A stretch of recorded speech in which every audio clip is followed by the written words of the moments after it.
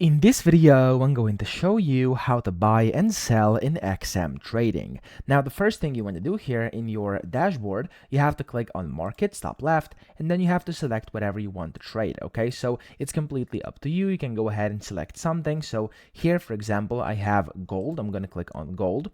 And then in here, as you can see on the right-hand side, you can turn on one-click orders, or you can go ahead and just basically leave it as it is. And then you can click on either buy or sell. And then here you have to select the quantity or the amount of lots you want to actually buy or sell. And then here you can basically see, you can then click on buy when the price is, which can basically be set as well.